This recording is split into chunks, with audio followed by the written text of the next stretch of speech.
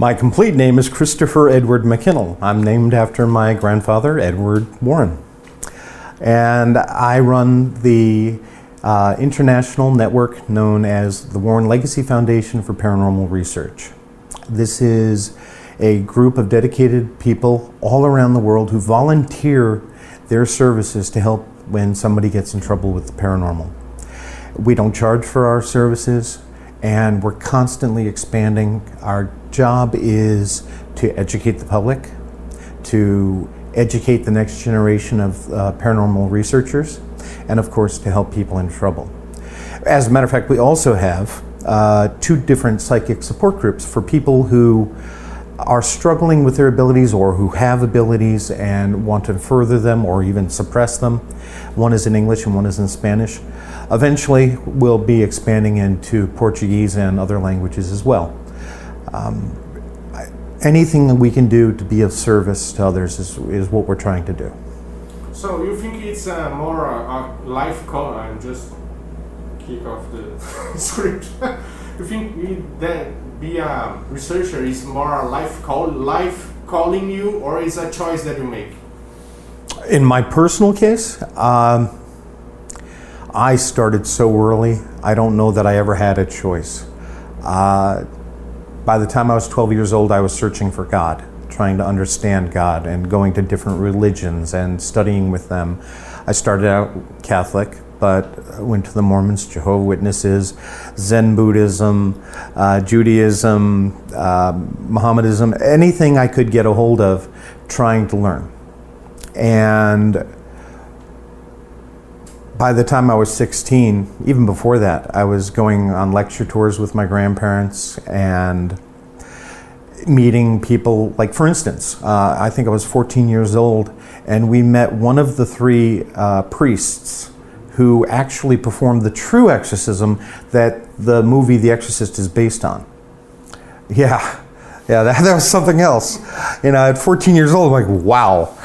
And watching my grandmother, who was an extraordinary psychic, easily the most powerful psychic I've ever met in my entire life, and I know thousands of them.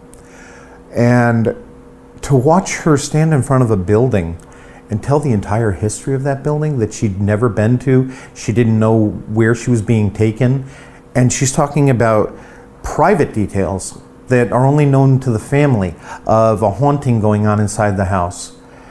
And I'm like, wow, how do you know this stuff? And what does that mean when you look at me? You know? And I will say, luckily, psychics really have a hard time reading people that they care about because their emotions get in the way. And they can be easily misled, thank God. You know, you're a teenager, you get in trouble. But by the time I was 16, I went on my first case with my grandfather. My grandmother didn't come that night, but it was one of these over-the-top Hollywood poltergeist type of experiences. We were met by the husband and wife outside the house. They were afraid to go in without us. And much of the heavy furniture had been removed already because the refrigerator had flown across the room and the table had flown across the room. It was a horrific case. As we entered, you could hear loud pounding noises in the walls. I mean, this was a standalone home, and you were hearing something sounded like a fist this big slamming the wall, and growling noises coming out of the wall, and scratching and clawing. Now, we're not talking like rats. We're talking like werewolf. And up until that night, I had been afraid of the dark. I was terrified of this stuff. I grew up with my grandparents. I didn't want to know this stuff. But we got to the top of the stairs, and the crucifix in the bathroom was upside down. I mean, this was stereotypically over the top. And my grandfather had me sit in the master bedroom in the dark and wait for something to happen by myself. And so for an hour, I'm sitting there listening to this pounding and clawing and whispering and growling, while they're downstairs with Holy Church incense in a pot, and they're trying to stir things up so that it will reveal itself so they know what they're dealing with. And every time they try to bring it up the stairs, the incense goes out. That's not normal. When church incense like that is lit, it stays lit. And they tried 3 or 4 times and went out every single time they tried to come up the stairs. Eventually, I went downstairs, and at 3 o'clock in the morning, all hell broke loose. We were on a radio station on the phone. It was my grandfather and the lady were sitting off to one side on a couch. I was in a recliner, a chair, in one corner. Upstairs was another researcher with the husband, and they were on a phone. And at 3 o'clock, 2 hulking black shapes came down the stairs and stood on the landing at the bottom of the stairs. And you couldn't make out eyes or anything, but you knew they were looking at you. And people on the radio call were calling in and saying, "It's getting very cold. We could feel something awful happening." And yeah. And I'm sitting there quietly with the phone in one hand, a crucifix in the other hand, and I'm saying under my breath, "By the power of Jesus Christ, I command you to be gone. By the power of Jesus Christ, I command you to be gone."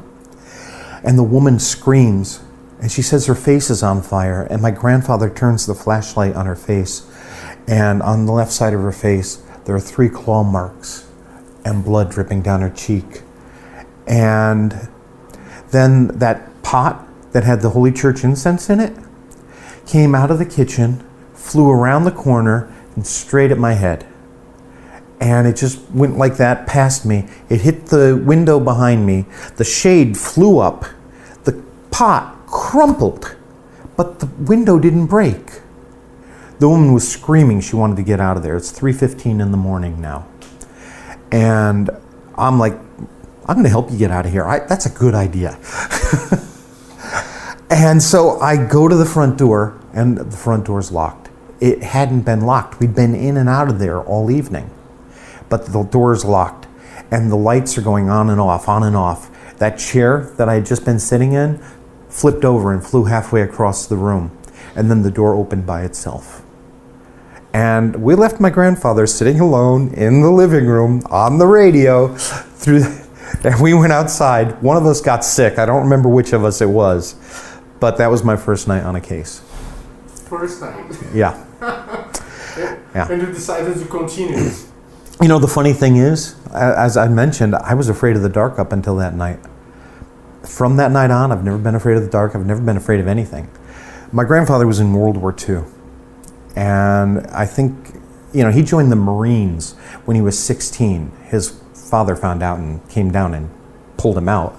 But at 17, he joined the Navy, and he went. He served in both the Atlantic and Pacific theaters. And for him, I think he thought, I needed a trial by fire. I needed to be thrown in. And he was right.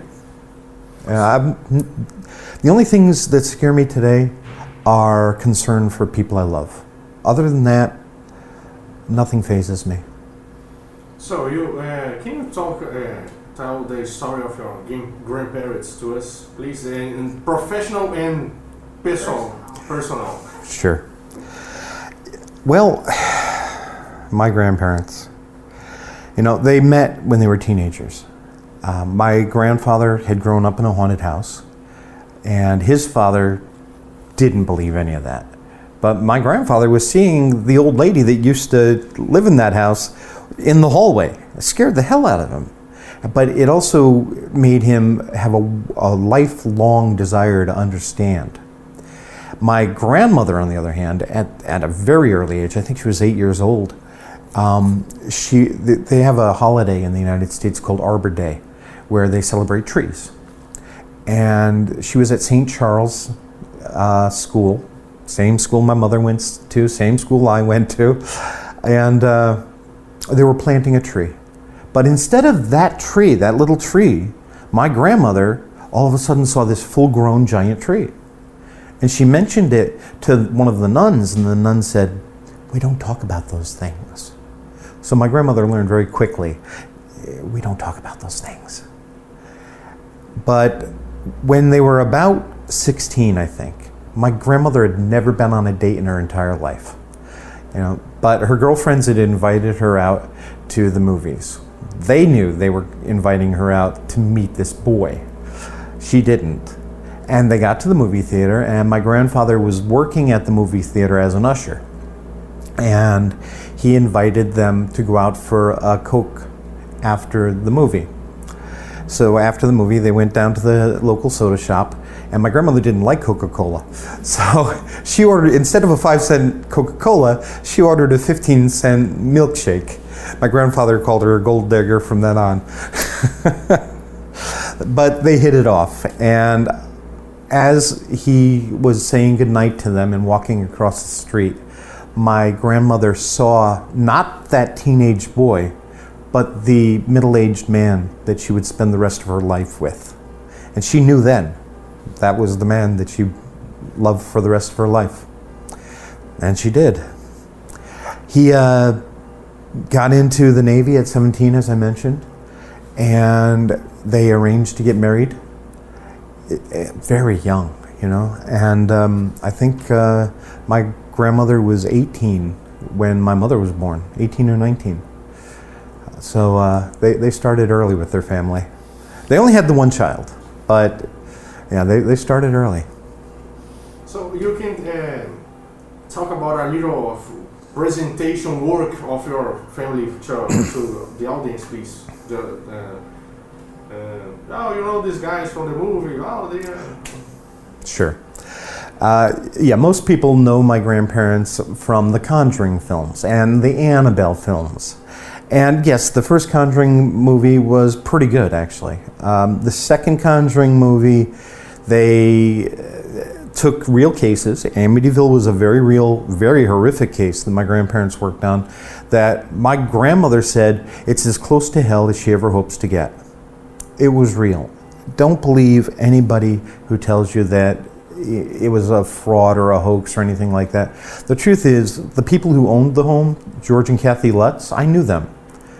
And they lost everything. They never made a penny on the movies or the book, nothing. That's all a lie. In reality, my grandparents were called in by a local news station, Channel 5 in New York City. And George and Kathy were so afraid that my grandparents had to go to Kathy's mother's house where they were staying to get the key to get into the house. And the only thing George Lutz wanted from that house was the deed so that he could sell the house. They left coin collections, they left a gun collection, they left everything. They were only in there for a month, and they lost it all. And as a matter of fact, when they left and moved to California, it followed them. They still had problems because it had created an attachment to the people, which it often will do. And it was pretty horrific for quite a long time for them. But getting back to the movies, then there was the Enfield case in England. My grandparents didn't spend a lot of time there, but they gathered a lot of evidence. It was a terrible, far worse than anything that was in The Conjuring 2. The whole ridiculousness where my grandmother's going through the basement that's flooded and my grandfather's hanging out of a window and my grandmother shouts the name of this demon, Valak, and all of a sudden it magically disappears. That's absurd. None of that is how it really happens. It's great Hollywood, but it's not real. In reality, there's a boy in the movie that stammers. He has a stutter. Tommy or Timmy. And in reality, he aged within a few weeks to death. There's progeria, which will kill you by the time you're about 20. This was within weeks, not years. And these voices that are so famous, they weren't human. There was no human being there. They were inhuman entities, what some people call demons. And as that little boy was being taken to the church for the funeral in a horse-drawn carriage, these voices were screaming obscenities at the people on the street and throwing rocks at the people. And when the coffin was wheeled in front of the altar, they flipped it over and tore open the top, and the boy fell out on the floor. That's what really happened. It was not as simple as the movies say. Now, The Nun is another movie that's associated with us. The only thing true about that movie is during the credits, Maurice Theriault, the man that's known as Frenchie throughout the movie, he was never in Europe. He was actually an illiterate French-Canadian farmer who came under possession. I worked on that case, and it was a terrible case.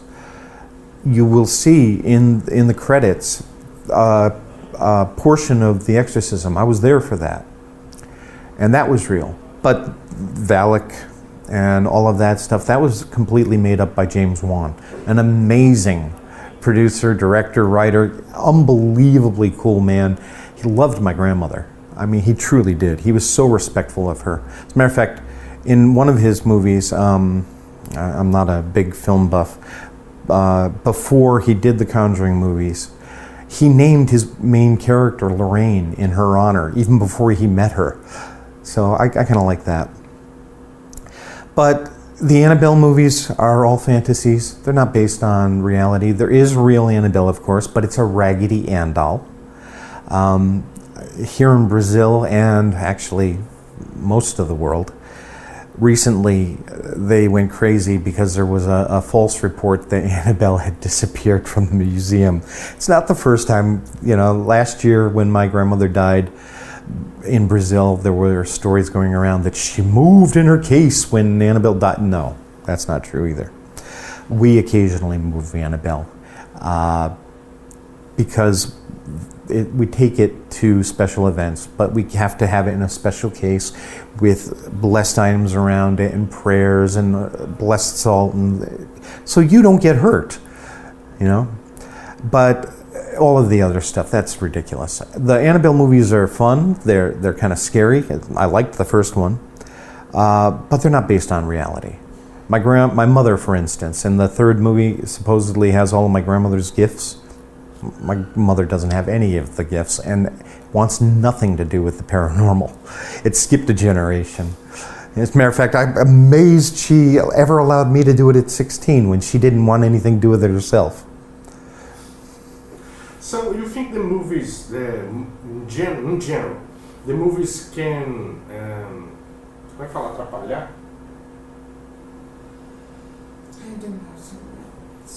The movies can be... They're very helpful.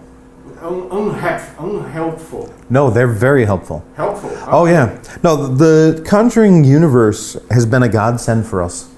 I don't make any money off of them. My grandmother hardly made any money off them. But they increased our reach throughout the world. The same thing with these ridiculous Annabelle stories. They've increased our profile, which allows us to reach out and help more people. I don't care about money. All I care about is doing good, helping people. For us, this is a ministry. And it's not based on any religion, but it is based on service to others, just as my grandparents did. And when the first Conjuring movie came out, we were getting hit constantly with emails from all over the world from people who needed help. And I went to my grandmother and I said, Gram, listen, I know you're not a big internet person, but we really need to expand our reach here. And the New England Society for Psychic Research is just New England. It isn't good enough. People don't know what that is. They know you. So I want to start the Warren Legacy Foundation.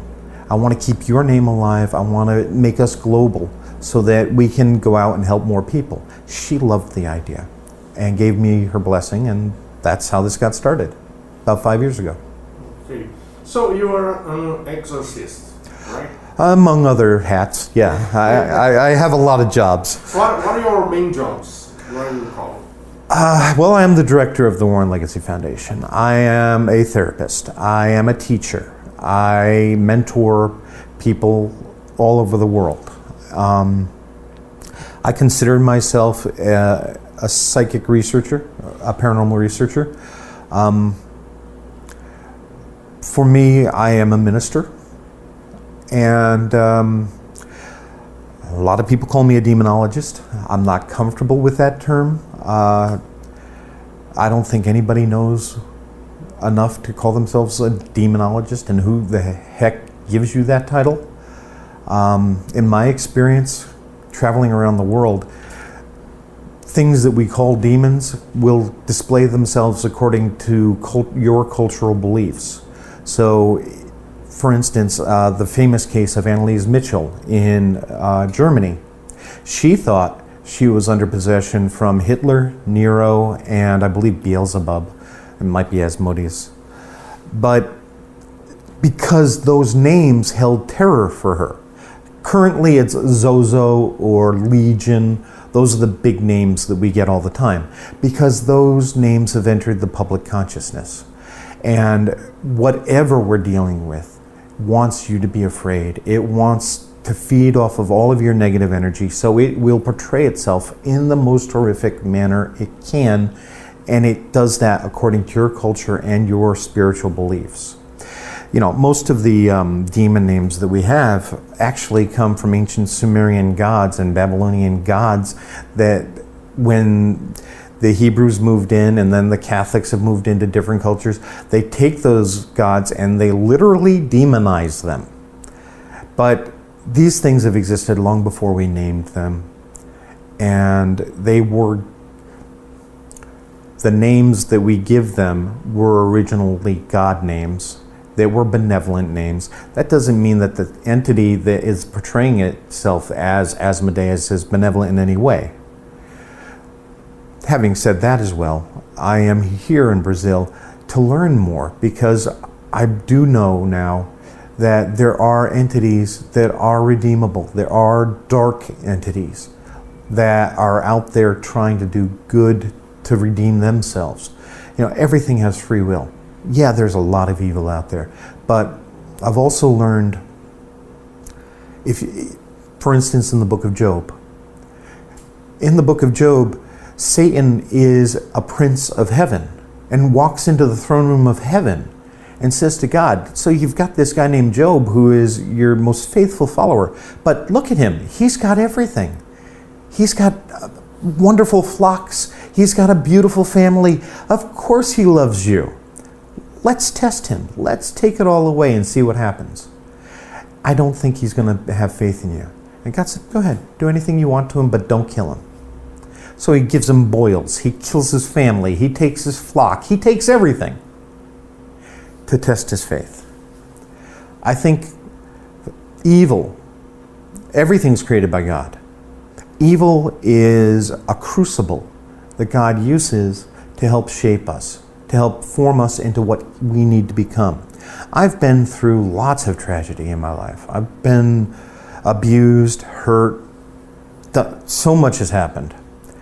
And I wouldn't change a single part of it, because it's led me to being the person I am today, who can actually make an impact in this world and help people. I wouldn't change that for anything.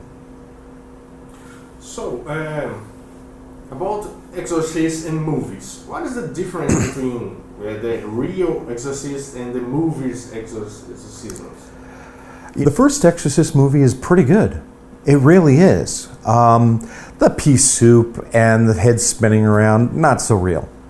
But the rest of it, yeah, that's a real exorcism. You know, even Maurice Theriault, you know, on tape, his head cracks open and his skin takes on a scaly, snake-like appearance, and his eyes have slits. Now, in reality, being there, we didn't see any of that.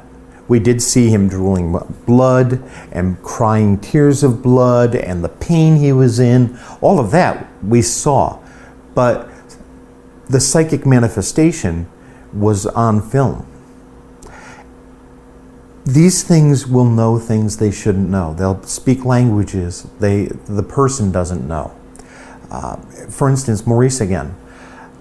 On his back, in blood, carved into his back, were French words that his family didn't speak French.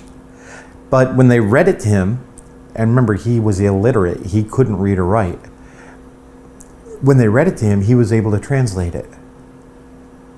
So these are things that shouldn't be possible for an ordinary person. And this is one of the ways we can tell that what we're dealing with is not a human manifestation. So I have a doubt about all my life about this.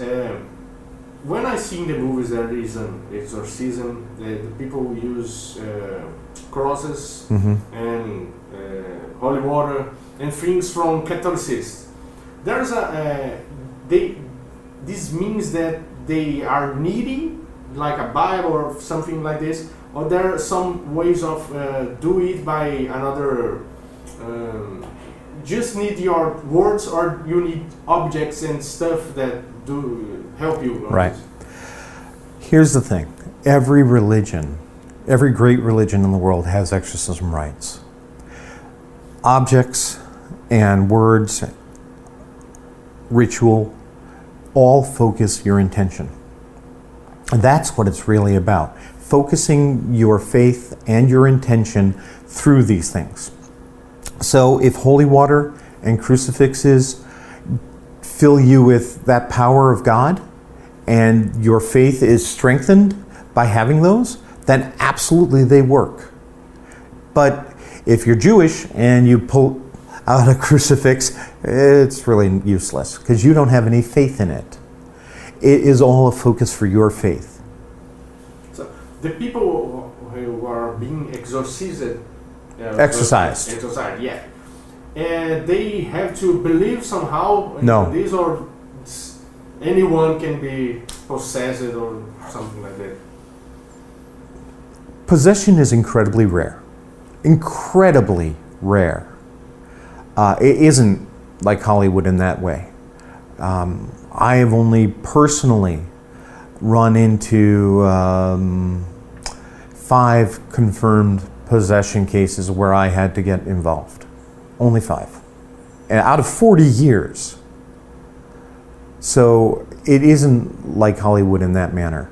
Oppression is far more common, where that person starts to have a change of personality and they are becoming violent perhaps or suicidal.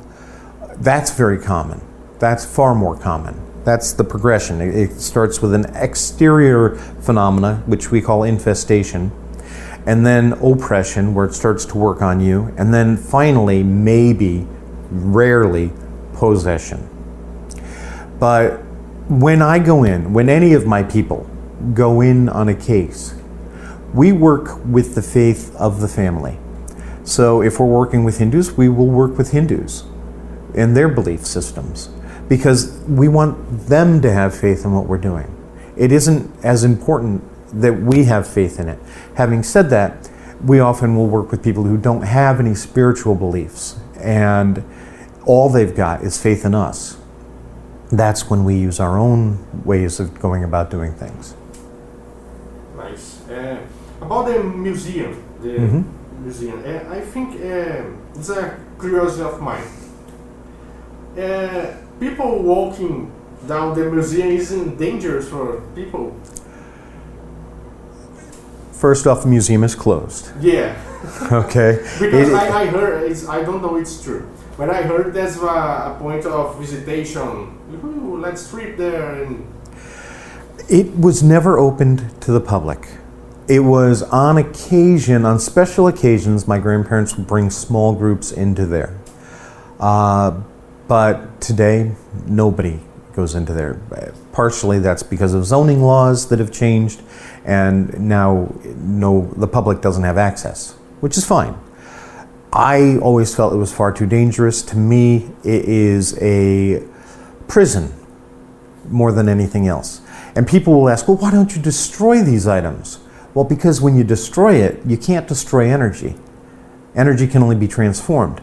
And you release the entity that is now anchored to that object by destroying the object.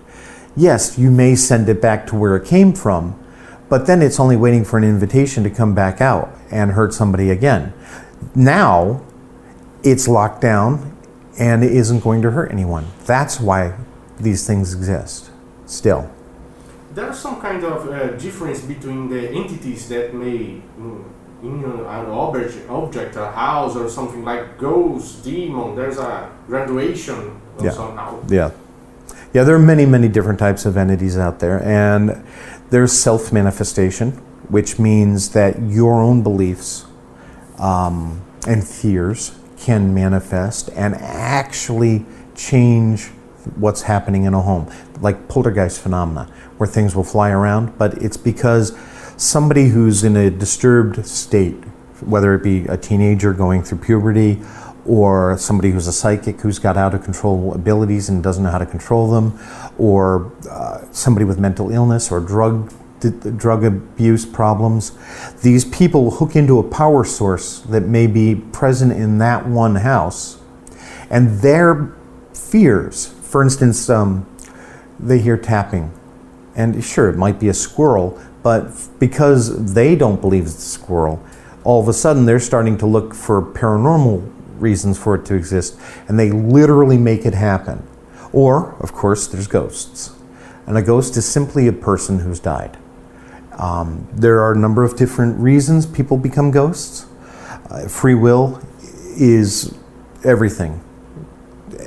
When you die, if you're in denial and you don't believe you're dead, either you died in a confused state, you're sick, you're drug overdose, you're guilt-ridden, whatever it is, you may choose not to pass over. And you're going to run to where you are most comfortable in life, where you feel safe, or you're going to relive a moment in your life again and again and again, replaying it.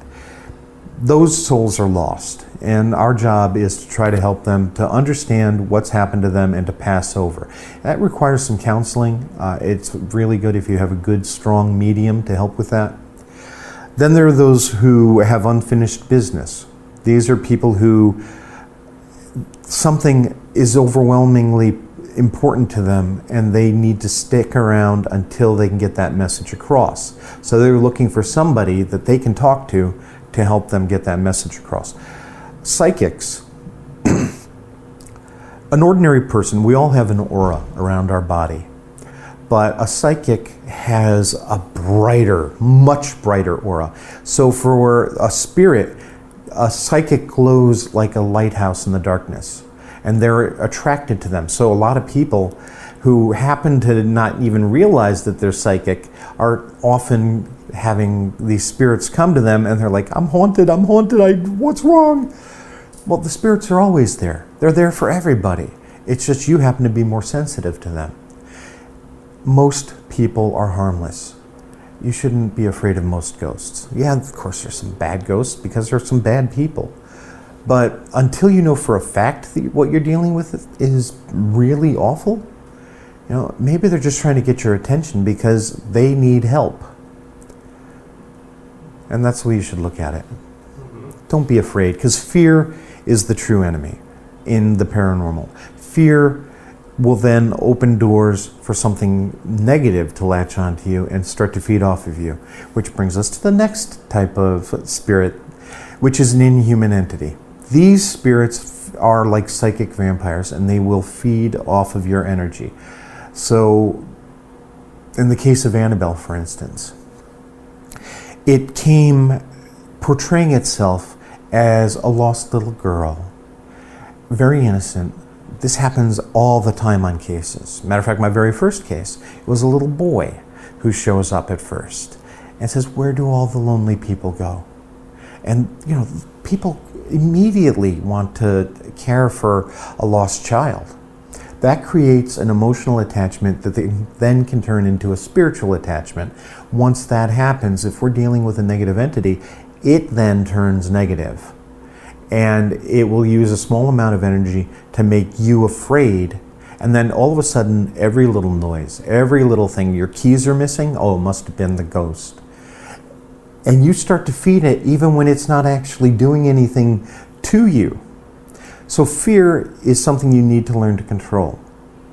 Having lived with it for so much of my life early on, I know how hard that is. That's why education is so important. If I can educate people to understand that these negative entities are parasites And if you stop feeding them, then you don't allow them to become strong. That's really an important point.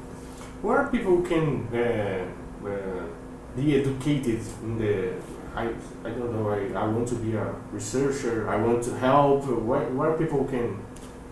Contact us. That's what we're here for. If we're able to, we will mentor you, we will help you to grow into this. But you need to understand that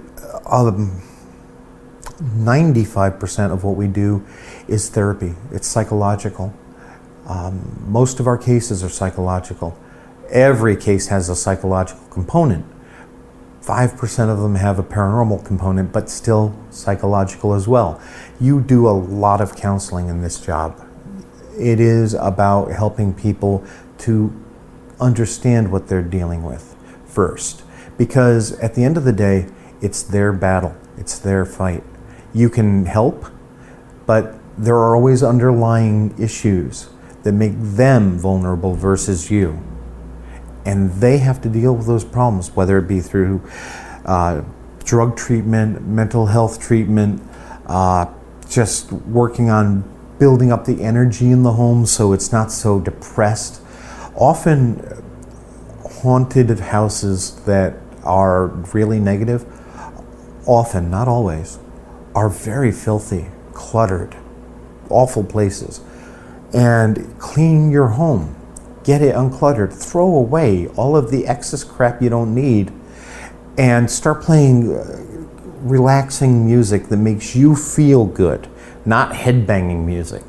Watch comedies that make you laugh. Make love. Raise the energy in your home. That will do an awful lot to diminish the power of anything negative. So, where you say that possession is very rare. Right. There's a way to check this, just like, okay, that's not real, it's real. Oh, sure. Absolutely. Mental illness is a very real thing. You have to look for things that are absolutely paranormal, number one. Then you have to rule out that this person is just a psychic who's picking up on things telepathically. You know, do they have superhuman strength? Are they speaking languages they couldn't possibly know that you don't know either? But that you can then translate. You know, do they have knowledge of you that they couldn't possibly have, like your mother and who she was and how she lived, things like that. Are they doing something paranormal like levitating? You know, I've been levitated. I'm not under possession. You don't have to be under possession to fly through the air. I'm not Superman either. But this is the thing, I love quantum physics. And I know that someday, when we have a unified field theory, we'll start to unlock the secrets of the paranormal. There's so much going on that we don't yet understand because we don't have the theories to start to understand it yet. And that's okay with me. My job isn't to understand. My job is to help. So I'm not the guy who's going to be on YouTube stirring up trouble just so I can have something show up on film. No. If that's what you're doing, then you shouldn't be in the home.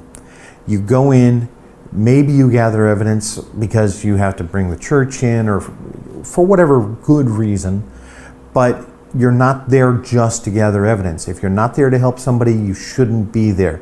And you don't leave as long as that family is cooperating and you can help. That's what's really important. So there's the famous cases of the movies like Annabelle, MTV, but there are cases that not on the movies that are important to people to know.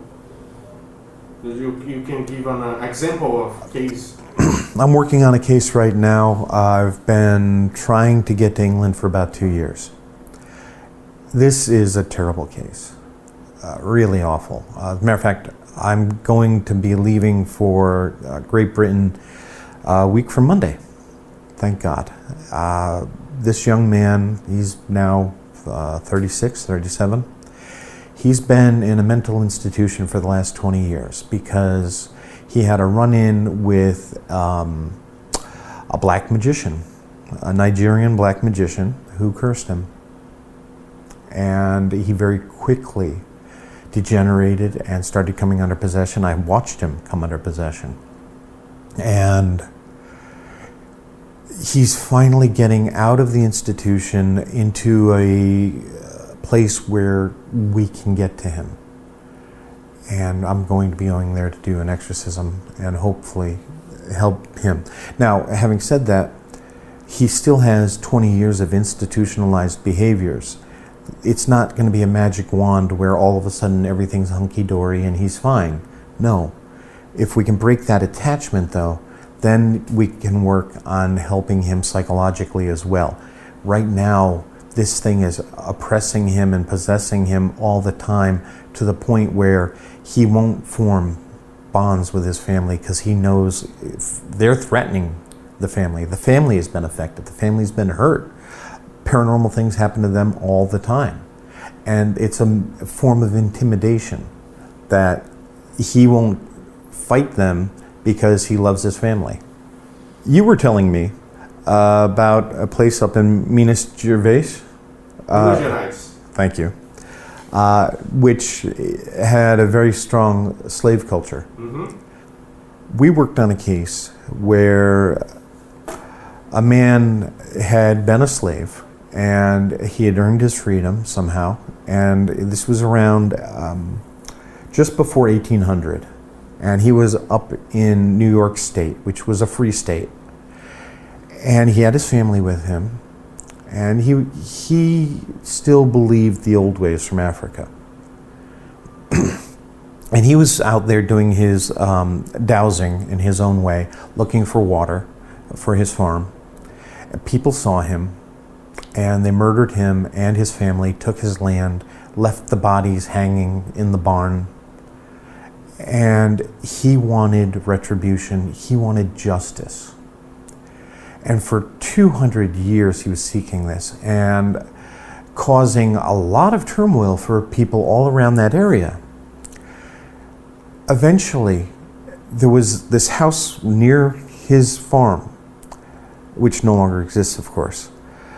And this house had a lot of spirits in it because it had been a rest home for old people that had been run by some horrible people who let the people die, who let them go out into the fields in the middle of the winter and die of starvation. Just a horrible, horrible thing. And he was attracted to there.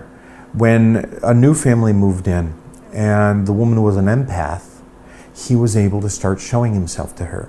Now, she didn't know what she was dealing with, so she's throwing holy water and putting up crucifixes and everything else. For him, this was horrifying because Christianity was a symbol of oppression for him. It wasn't anything good. And we worked with an Umbanda priestess and others from the church, or the temple, excuse me, as well as a couple of strong mediums. And we realized who and what we were dealing with. And we put out some offerings of corn cakes and a few other things. We put up a plaque to memorialize what had happened. And we shared the cakes with him. We also got 2 corn husk dolls because he loved corn. It was important to him. It was part of his life. And we painted them black to represent his daughters. And he wanted to show his daughters Africa and lions, and now they had passed over. So we helped him to understand that we understood what happened to him. We wanted him to understand that there was justice, that he wasn't forgotten, and he was able to pass over. So to me, that was a beautiful, beautiful experience. So people think about you mentioned a curse. A curse is real. I always hated those. I hated the idea of curses. I thought, how stupid. But that's what 40 years of experience teaches you. No, it's not stupid at all. It's quantum physics, in my opinion. It's an attachment that you have created through your intention and through your focused energy and through your hatred. Prayer is exactly the same thing as a curse. You know, they did a study about 20 years ago where they took hundreds of heart patients in the hospital. And they didn't tell the doctors, they didn't tell the heart patients, but they took half of them and they put them on prayer lists all around the world. And the other half, they did nothing. And those that were on the prayer lists, that had all this focused love toward them, they healed much faster, they had much higher survival rates. It was amazing. That's the power of prayer, and that's also the power of a curse. When you have that much hatred and that much energy focused, and then when you take a piece of that person, hair or blood or toenail clippings, whatever, then you are making a genetic bond. And there's something also known as spooky action at a distance in quantum physics, where two particles, subatomic particles, are paired. They're basically one. And you can separate them by thousands of miles. And what you do to one instantaneously is also happening to the other. Not at the speed of light, instantaneously. That kind of bond, I believe, is what we're seeing in a curse.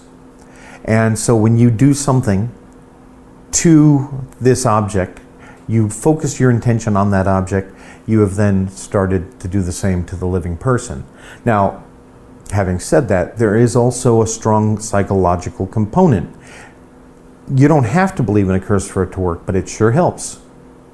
It sure helps. If you believe that these dead chickens that are being left on your doorstep and these bags of articles that are being left there are cursing you, that absolutely it's going to make it much stronger. Okay, so you think I believe it's all about energies. Absolutely. Bad energies. You think that some kind of bound between peoples can be energy too, like I don't know, twins. They sense what are another have. Yeah. Everything in the universe is energy. This stuff isn't actually real. This is the illusion. Material world isn't real. This is only a projection of energy. It's when you get to the subatomic level, everything is space. There's very little there. And you and I, everything in the material world, originated in the heart of a star billions of years ago that exploded. All of it. We are star stuff. We are the universe looking back upon itself, trying to understand itself. To me, that's mind-blowing. We are, when people ask, can the universe think? Yeah, because we are thinking. We are the universe. And energy underlies everything. But so does the mind and the will. That's why I keep mentioning free will. When we focus, when we have our intent, we can change our local reality. We can't change the universe, but we can change our household, and we can make things manifest there. So yeah, it's all energy at the end of the day.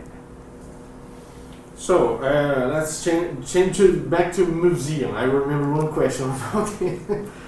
There are another objects that are important to people know about their existence, or examples of it besides Annabelle and that stuff that maybe you can tell us the story. Well, there's a large devil statue in the museum. It stands about 7 feet tall, over 2 meters tall. And actually that's from one of my cases. It's from a place called Newtown, Connecticut.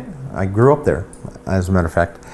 And back in the 80s, this husband and wife, she was pregnant, called us in because he was acting strangely. Under possession is what it appeared to be. And it was right next door to a funeral home as well. So we went in, myself and the man I was working with at the time, and we decided we'd spend some nights there. The first night we were there, in the middle of the night, we're trying to sleep in one room, they're in the other room, and we hear the woman screaming. And I jump out of bed, I run across the hallway, and there's the husband levitated above the bed, under possession, and she's on the bed, screaming, and pregnant. And I jumped and I tackled him. I was a much more fit man at that time. And I tackled him in midair, and we fell off over the bed onto the other side and off onto the floor. And I'm screaming, by the power of Jesus Christ, I command you to be gone, again and again. And my partner comes up from behind me and he's throwing holy water and he's saying the same thing. And the guy did come out of it. And today, let's not get to today yet. And I guess it was a couple of weeks later, we'd been going back and forth, and we had had run-ins with Satanists because they actually were sitting outside the house watching us. They'd been using the energy from the funeral home, necromantic energy. And I don't know if the husband was involved, I don't know. But whatever it was affecting this family horribly. And they actually tried to follow us home. And we did lose them. Some wild driving. But a few weeks later, I think, a hunter was in the woods right behind the house, and he found the devil statue and signs that ritual had been done there. So the statue was moved to the museum, and Bishop McKinnell went into the house, and he did, I believe, an exorcism on the husband. And today, the woman has grandchildren, and I think 4 kids of her own, and everything has been wonderful.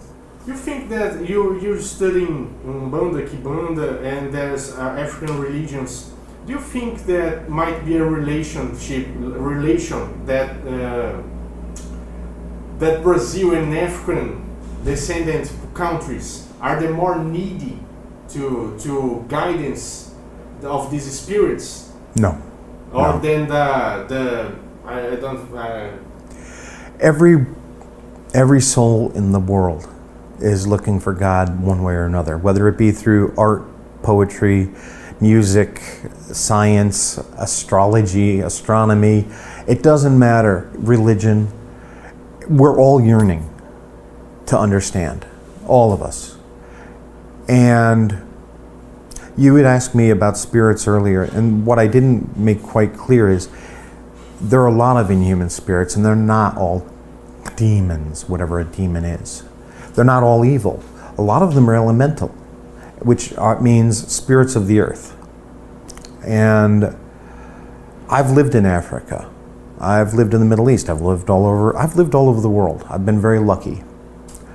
And I have found that in every culture, there are deep spiritual belief systems, and many, many, many billions of people who are out there truly trying to build a spiritual connection to God. You know, Umbanda, Kimbanda, Catholicism, Hinduism, any religion can lead you to spiritual connection to God. But a spiritual connection to God doesn't need a religion. Religion is something imposed from outside. It's somebody else's revelation that has been shared and perhaps perverted again and again for greedy purposes or to help control a population or for whatever reason it is. One of the things that I find disturbing, and this is true all over the world, whether it be Umbandists being attacked here because they're wearing white and people are afraid of them and killing them, or Protestants and Catholics in Northern Ireland killing each other, or Hindus and Muslims killing each other in India. everywhere in the world, religion can be divisive. Do you really think God wants division? It's the fool running around the bottom of the mountain saying you're going the wrong way that never gets anywhere. Everybody else is trying to seek the top of the mountain and to seek God. It doesn't matter what path you take to get there. God recognizes that you're trying to get there. That's what matters. There's any question that you never asked before you want to talk about to people? I've been asked everything, but one thing I want to say is the paranormal isn't a hobby. It isn't something you take lightly. You are dealing with people's lives, and if you don't keep that in your mind all the time, then you're doing them a disservice, and you're doing yourself a disservice as well. I don't care if you believe in God. You don't have to. I think you're an idiot if you don't. You don't go into the paranormal unarmed. And without faith in something, whatever that higher power is, whatever you call it, doesn't matter. Without it, you're going in defenseless. If you're going in there to collect evidence, don't bother. You're not helping. That's it. So people that want to help, how they can contact your foundation? What the mean? This is a new thing for me. I've been doing this forever. When I was a young man, I used to do a lot of talk shows and stuff like that. Then I didn't like the attention. But when my grandmother retired, well, she'd been retired forever, but when it became public that she was retired, I had to step forward. So today, I'm on tons of these social platforms. I couldn't even tell you for sure. I know I'm on like Instagram and Twitter and TikTok. But if you really want to know, on YouTube, we have our own channel, and I do recommend that highly because that's where all of my videos are, and that's where I'm teaching people. That's all I care about. If I can stop you from getting hurt, you're one less case I've got to deal with, and I've dealt with thousands of them. And that's the Warren Files on YouTube. We also have our own show, The Warren Files, on the Spirit Realm Network, which is on Facebook. But like I said, every week we download those onto the Warren Files YouTube channel, so it's easy to find us. You can also find us at warrenlegacyfoundation@gmail.com or Warren Legacy Foundation on Facebook or Chris McKinnell on Facebook.